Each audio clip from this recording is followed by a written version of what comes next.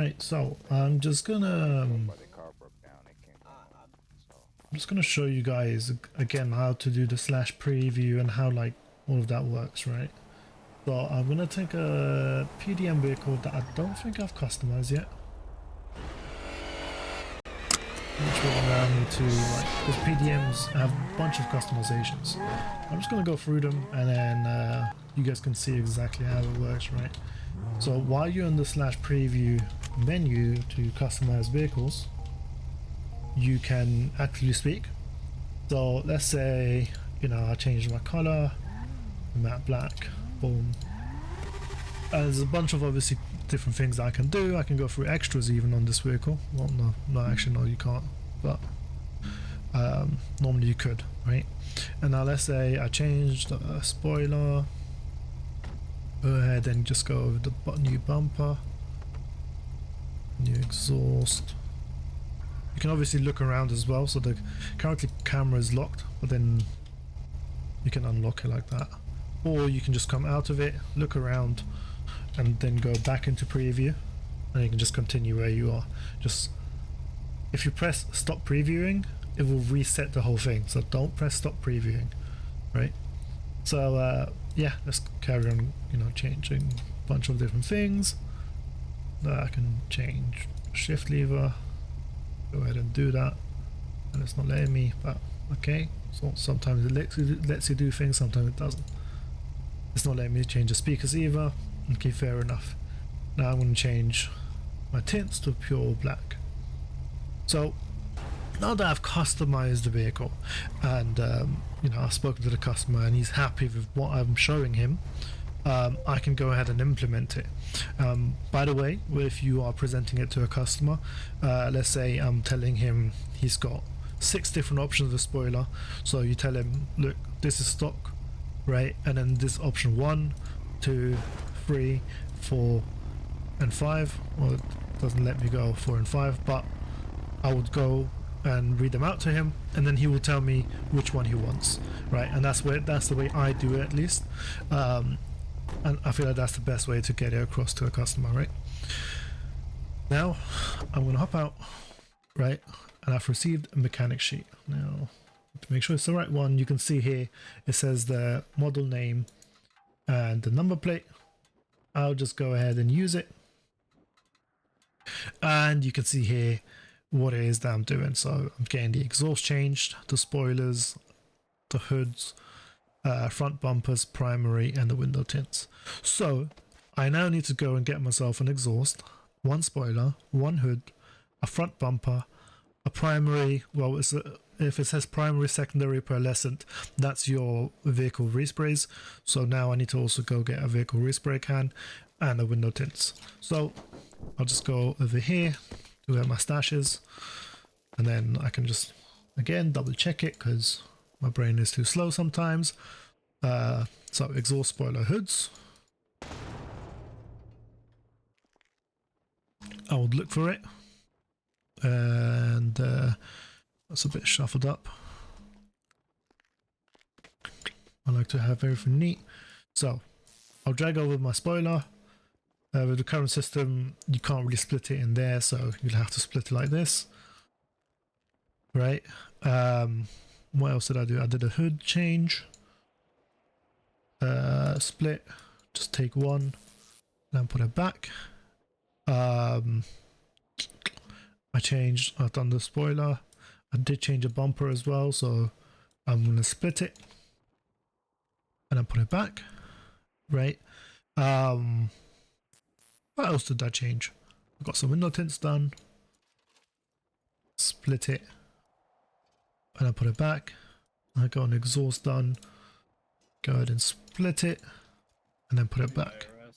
And then I also did a respray, bring it here, split it, and then put it back. DB. Now vehicle's about to disappear, so I'm just going to sit inside for now. While we're waiting until the DV happens, sometimes the customization is like you can change the grill of a car, which is this one here. Obviously on this car you can't, but if you are going to change that, you can go ahead and you would need to use a bumper for it because it's in that vicinity. Same with like left fenders, right fenders. That's where you would use a skirt because it's on the side of the vehicle. I don't know why, but it uses a skirt part, so you would charge them for a skirt part that you've got.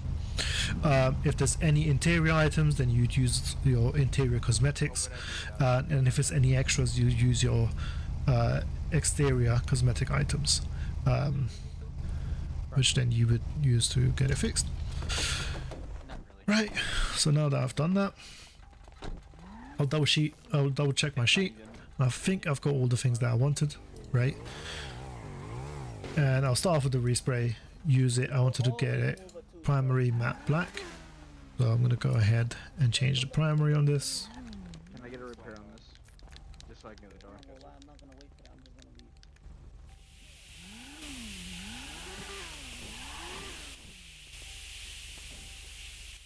Should be right back. So when you're doing resprays, your character will do the animation twice. I'm being Once in is for a to second, put a default white paint on it, and then you'll paint on top of it the Okay. way obviously that you wanted it to be, and that's what it's going to apply now. And then I will go ahead and open my pockets again, and now I would apply the spoiler that I had, which I believe, can't remember it, so I'll open my sheet. Which one did I want to get? Spoiler number 2. Go ahead and go for spoiler number 2.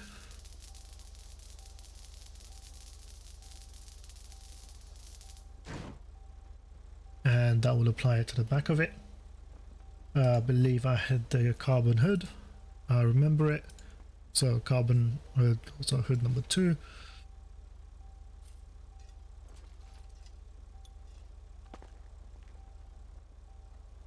And next up, I'll go ahead the vehicle bumper. I believe there was only one option other than the stock. I'll go ahead and just apply it.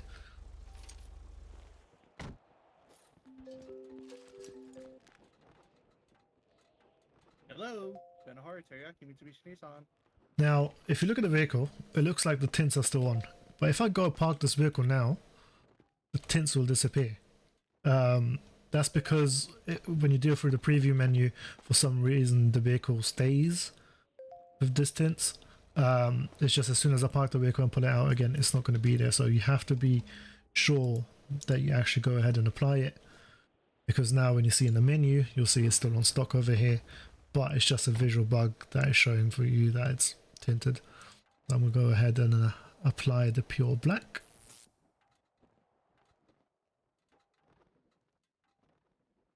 Boom, that's that. And then I'm going to go ahead and I believe I went with the dual exit exhaust.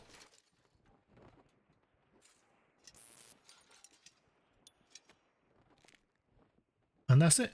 I've done all my changes to the vehicle that I wanted to. Now I'll get back in it and the changes have applied. And now the customer's happy, and then he can go park it and pull it out again to make sure it sticks. And that's how you've made these cosmetic changes. Now, there are some cosmetic changes that are a little bit more difficult, and I'll show them to you. One that you'll see often is rims. So you'll go here and then go on rims modification. You have to choose the type of rims that they want. To make it easier for myself right now while I'm explaining it, I'm just going to go straight and I'm going to go to the first one and select the last ones, right?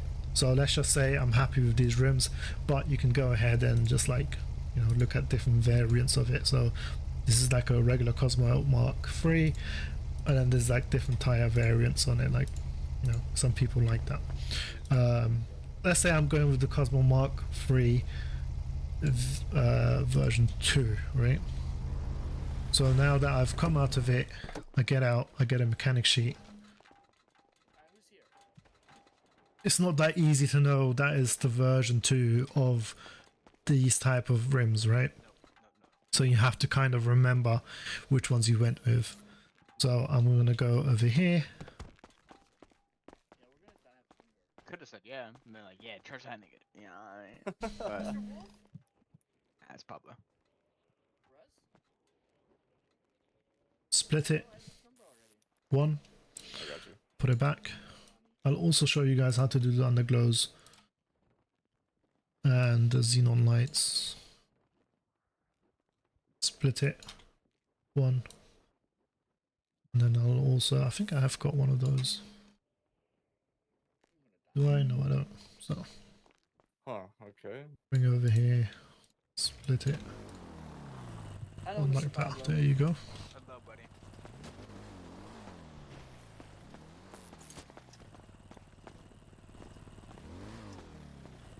So I'm going to go ahead and use the custom wheel, and that should allow me to then apply it.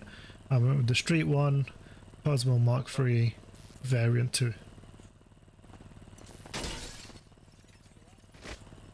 There you go. And now I have applied it. And that will now stick with the vehicle. And there you go. That's how you change the rims. Now with the underglows and the xenon lights, it's kind of different. They go on it like performance parts, so all you would do is just use it on the vehicle.